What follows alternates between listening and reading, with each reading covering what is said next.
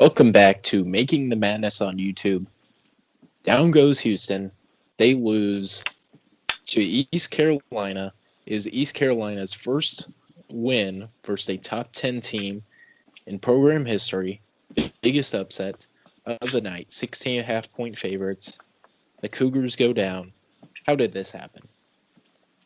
I mean, Houston allowed 82 points. That's the most they've allowed all season. They rarely allow like more than 65. They allowed 82 in this one. ECU is a terrible shooting team from three, and they were hitting a lot of them. I think they shot around 50% from deep. Let me double check here. They shot 45% from deep, 11 for 24.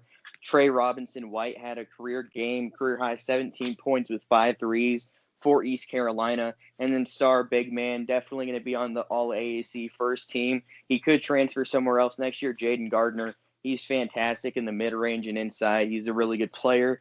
And, JJ Miles had a solid game. But when you look at Houston, they couldn't shoot the ball. They were 9 for 29 from three. I mean, Quentin Grimes was 2 for 10 with 7 points. Dejan Jarreau at 25. That's fantastic. But they had only 11 bench points, and on the boards they only won by one. Their average rebounding margin victory this season is like 12 total. They're winning each game rebounding by 12 or more just about, and this game they only had one more rebound than East Carolina. Obviously ECU made a ton of shots, but Houston also wasn't getting second chances, which they do a ton. That's how they're so successful. Justin Gorham gets on the boards. Others get on the boards. They usually have multiple guys in double figures in rebounds, and Gorham was the only one in this game to do that. So for Houston to be successful, they have to get those rebounds and they have to defend the three better. This was one of the worst games I've seen Houston play in a number of years, but I think they're still fine. They should still be a top 10 team. They just shouldn't be losing games like this. Yeah, absolutely. I think I think we were talking about this for Tennessee a couple weeks ago.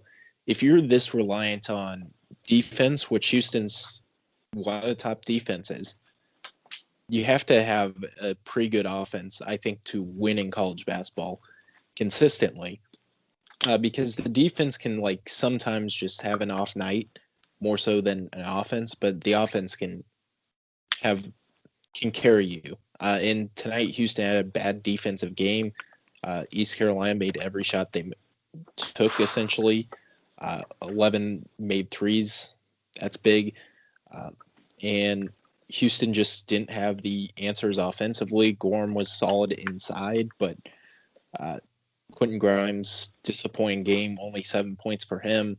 And they really didn't get any bench production. Tremont Mark had 2 points. Cam Tyson had 3 points. If you're getting 14 points combined or 12 points combined from Grimes, Tremont Mark, and Cameron Tyson, that's not a recipe for success. So definitely not a good result for Houston. I still think they'll win the American. Don't sleep on my Memphis Tigers, though. Let me tell you, they're getting hot. Yeah, and they'll play on Valentine's Day. On Valentine's Day. So the week after the Super Bowl, we've got a game even bigger than the Super Bowl. Houston against Memphis. That's going to be big. But for now, I think Houston's fine. I do think this probably takes them out of the one seed conversation for a long time, and let's say like run the table in the AAC, which might not even be enough. But yeah, I think it's other teams that'll have to do stuff. I think other teams are going to have to lose for Houston to get there. I mean, you look at who do you have there now? Michigan, and I think who's the 3 Baylor, and 4? Gonzaga, Michigan are clearly ahead.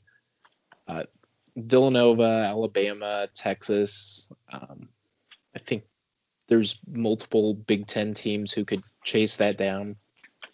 So I think Houston's still in a bit of a hole when it comes to the one seed chase. Yeah, definitely. I mean, you're just going to have to hope Michigan loses 2, 3, 4 times, but they have a lot of games to make up because they canceled 3 games because of the hiatus that was sent by the Michigan presidents or whatever, and then they cancel 2 more games after that hiatus ends. So Michigan's going to be out of commission here for a while. So they're going to have to reschedule a ton of games probably. So they could definitely be a team that might drop a few just because they're going to play a lot of games in a short amount of days. Yeah. But at the end of the day, this is a East Carolina team that's outside the top 150 in the net. They might move up in there after this one, but I think end of the day, this is going to be a loss that I think takes them out of the 1 seed conversation. I would, if I were a betting man, I would bet Houston ends up with a 2 seed. I still think they'll pretty close to run the table in the American. Maybe they lose to Memphis.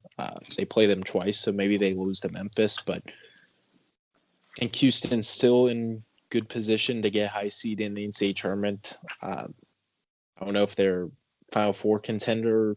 Maybe they are, maybe they aren't. But definitely a tough loss for them. Yeah, absolutely.